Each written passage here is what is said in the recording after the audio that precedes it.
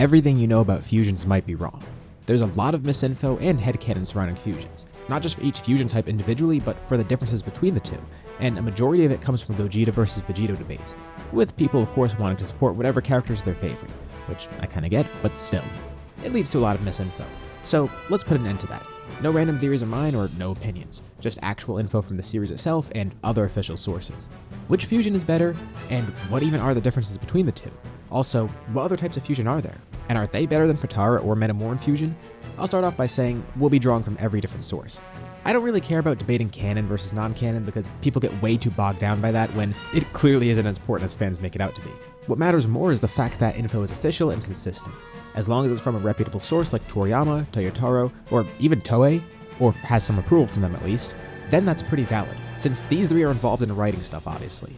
Of course, anything straight from Toriyama would hold more weight, but the other two are still valuable resources, especially with Toyotaro being the only one heading the story right now and Toei basically doing everything for the anime side of things on Super. Plus, there is more info outside of the series than inside, and these aren't random sources. Also, yes, I made a video like this before with the same title, but it was made a while back and could have been done a lot better, so consider this kind of a debunk of myself in a way. Anyways, let's begin by first covering the different fusion types that exist.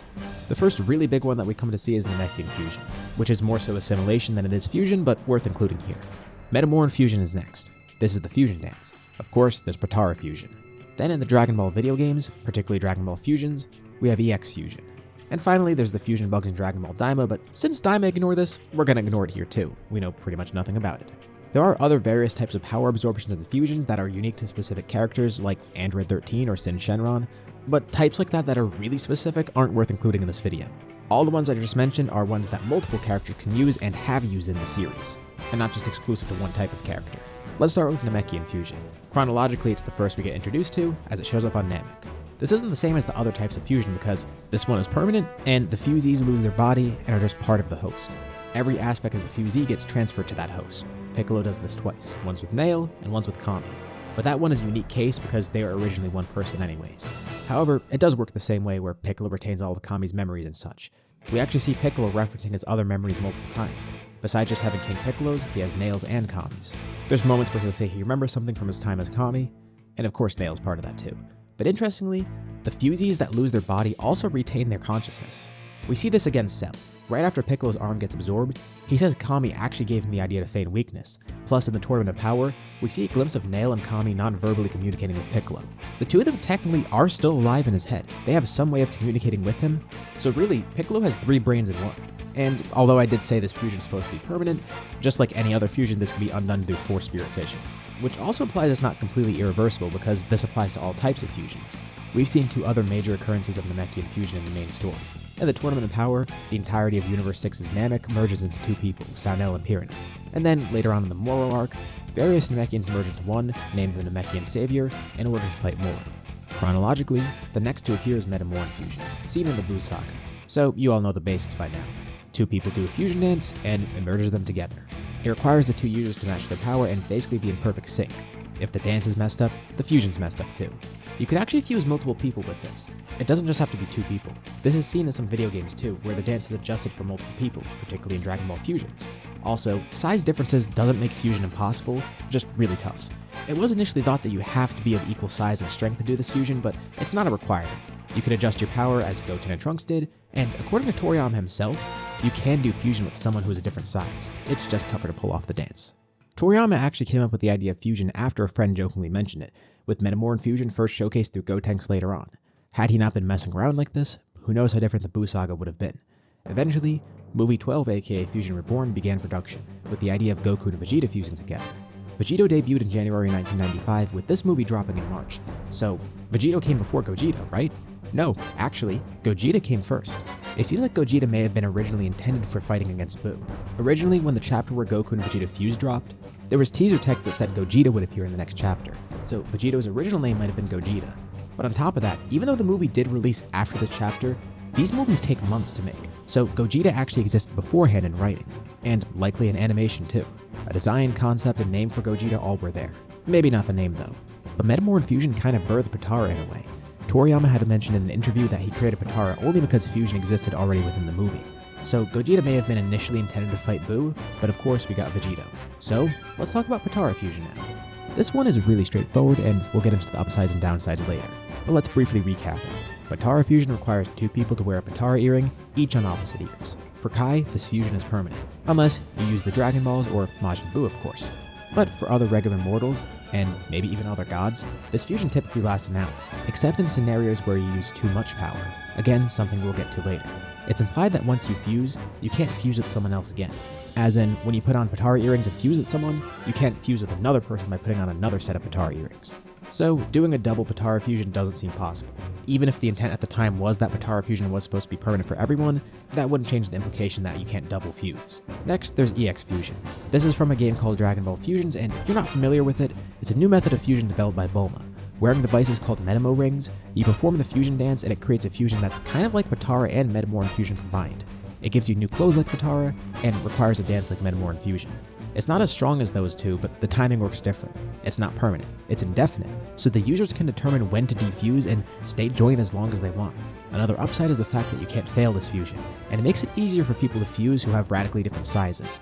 And then finally, the most important type of fusion, the one everyone's here for, join bugs. In Daima, we get introduced to a new fusion type called join bugs, but what's this fusion like?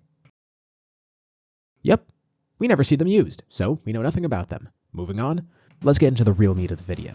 What are the real differences between Potara and Metamor fusion? By the way, if you're enjoying this video so far, drop a like and subscribe, it really helps on the channel.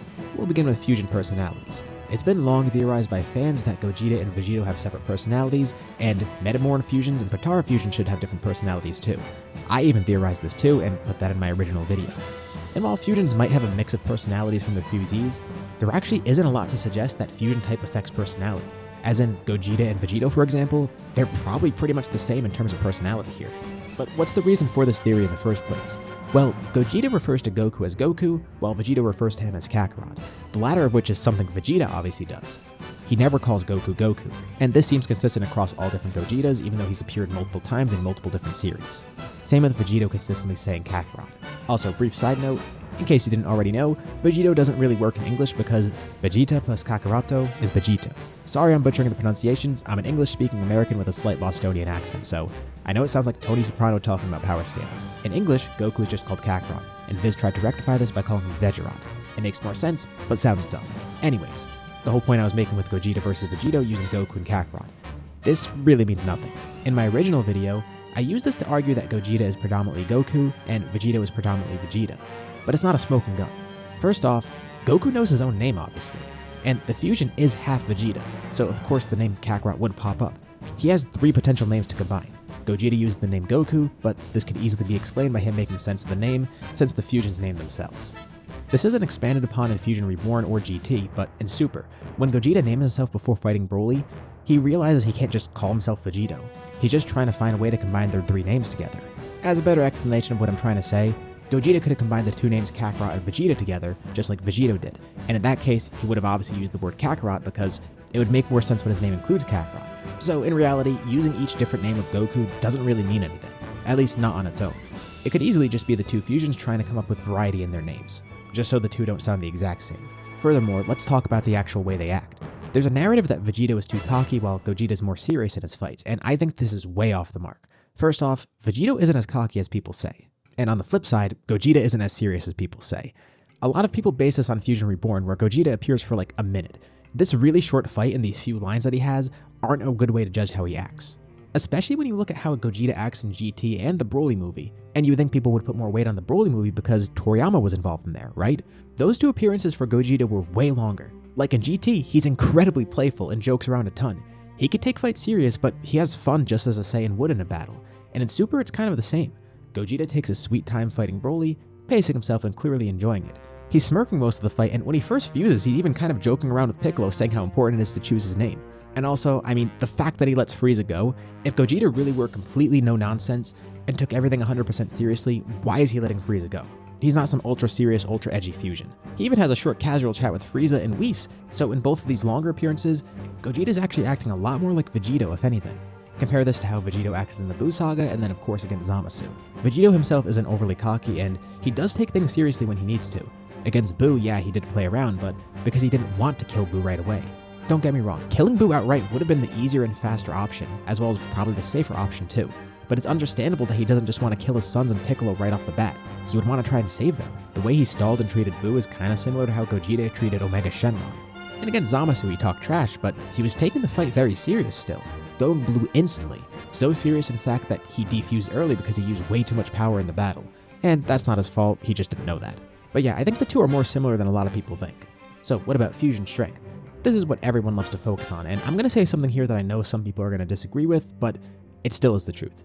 Fusions have no defined multipliers. The Dragon Ball fandom is very fixated on multipliers, and it makes sense with certain forms having multipliers too, and I get it, it makes it easier to conceptualize powers here. Like, this character is this many times stronger than that character. But it leads people to be too focused on these multipliers and theorize multipliers that actually don't really exist. There's too many variables when trying to find this, especially without knowing multipliers of forms these days. Also, the formulas that dictate how strong the fusions are seem to vary. Part of this may be because modern Dragon Ball has really nonsensical scaling at times, but still, it is very vague and most likely on purpose. And even the formula for fusions isn't really too consistent. Within the series itself, both Fusion and Potara are explicitly described as simply A plus B times X. So the sum of two fusees multiplied by some random variable. This is how Vados addresses it in the Tournament of Power for Potara fusion, and this is what Gogeta says in the Broly movie about fusion. There are some external sources from guides that give somewhat different multipliers, but they are very inconsistent. Like, one example is the super exciting guide saying that the formula is A times B. So for example, two people fusing together, Goku and Vegeta, it's Goku's power times Vegeta's power, which would be ridiculously broken when you think about it. There's also another guide that just says A plus B, which would be really lame. This is part of why I never really like to use external guides besides maybe Daizenshu, because they often contradict each other or even contradict the original manga itself. And not to mention, most of these guides are actually really outdated, probably older than most of the people watching this video. They're like 30 plus years old. With a series like Dragon Ball that's constantly adjusting its own lore, guides and promo material from that long ago probably isn't the best thing to use. Plus, this algebraic equation is the most accurate and up-to-date version we have, and the only one that's directly mentioned in the series itself, so it automatically should hold more weight than whatever some random guide in 1997 said, especially because those are outside of the source material. And while Toei isn't an unreliable source, it's not like any of their additions to the Z anime, or GT for that matter, are really up-to-date either. That statement from Vados and that statement from Gogeta are the most recent ones, at least within the series itself. Vados specifically calls it the sum of the two parts, multiplied by tens of times. Gogeta, on the other hand, is a little more vague with it. Not that Vados was really upfront in the first place. Gogeta says that the sum of Goku and Vegeta significantly multiplied. Externally, the GT Perfect file states Metamor and Fusion like Gogeta is only tens of times stronger. The super exciting guide says both fusion types multiply the two users together, so for example, Vegeta was Goku times Vegeta, and this guide implies Gogeta and Vegeta are equal in strength.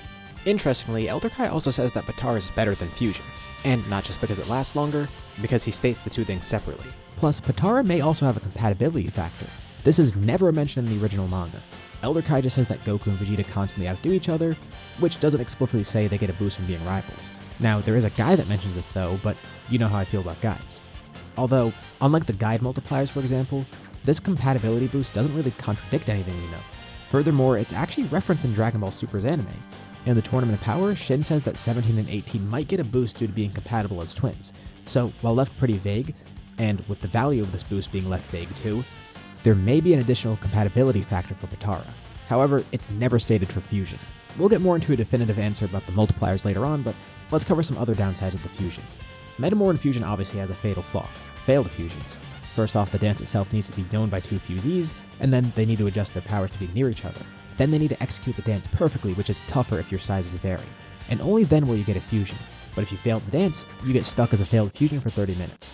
Plus, having to match your power with other fusees is not ideal. It's never clarified if this power is off limits or not.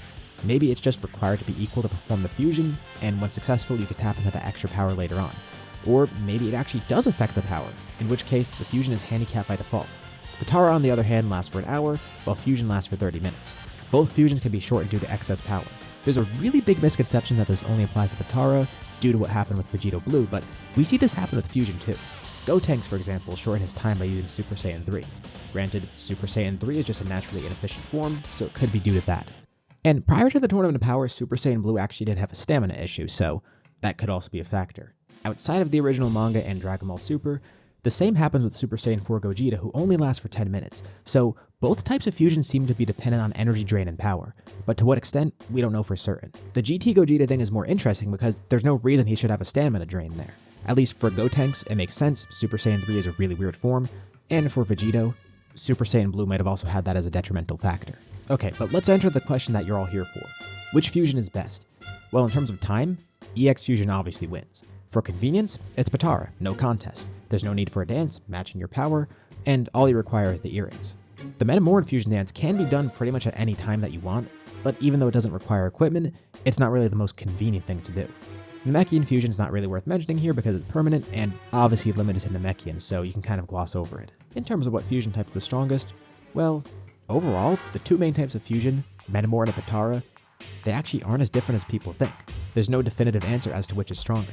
And as an example of what I mentioned with the guides being very inconsistent earlier, I've taken some translations from Herms98 on Twitter, so thanks to him for compiling this and translating. And from this, it's easy to see how unreliable the external sources are. Elder Kai says Potara is better, and Buhan assumes that Vegeta won't be strong enough to fight him. Buhan innately has knowledge of fusion due to absorbing Gotenks, so this part is a little vague. But you might be able to stretch this into him saying that a hypothetical Metamor fusion of Goku and Vegeta couldn't surpass him at this point, while Potara obviously did. That is very much up to interpretation though, I'm not saying that's the case, just kind of worth bringing up. As for external sources, Weekly Jump in 1995 says Metamor fusion stronger. Daizenshuu 4 implies Elder Kai's right, and Potara is better. Daizenshuu 7 and Shouzenshuu 4 explicitly say Potara is better. And finally, one of the most recent examples, Weekly Jump in 2018 said that they're equally matched trump cards. Combined with what we discussed earlier about guides being inconsistent with multipliers, you can see how everything's contradictory, especially a lot of the older stuff. But if we keep a tally, there are more that points to Potara being stronger and better. In modern Dragon Ball, it seems the stance is that both methods are pretty equal in strength though, with a vague formula of a plus b in parentheses times x. And I wanted to keep this video pretty objective, but if you want to know my opinion on this, I think it's pointless to debate because the series itself is really vague and people are just going to choose what fusion they like more based on whatever scenes they like. And as we've already established, in terms of personality, there's not really any major differences. A lot of the power scaling debates I've seen boil down to, well, this character has cooler moveset and design. And to be frank, I think Gogeta's moveset is really cool, especially with how flashy it is. But back on topic, it's pretty safe to say that Potara is better. And I'm saying this under the assumption that they're equal in power. Because if they truly are equal in power, first off, it lasts longer, and the power drain downside exists with Metamor fusion too. Second, it can't be failed. Third, it's significantly more convenient in execution, and the fact that you don't need to adjust your power for it. Maybe you can argue Metamorin's more convenient because it can be done without equipment, but there's still a lot that goes into it. If they have equal multipliers, Potara is the clear winner. This doesn't even consider the fact that Metamor fusions might actually be handicapped when adjusting your powers for the dance, so for all we know, Potara might even be stronger in general. Let me know what you think below, and if I missed anything in particular. Anyways, thank you all for watching, and I'll see you all in my next video.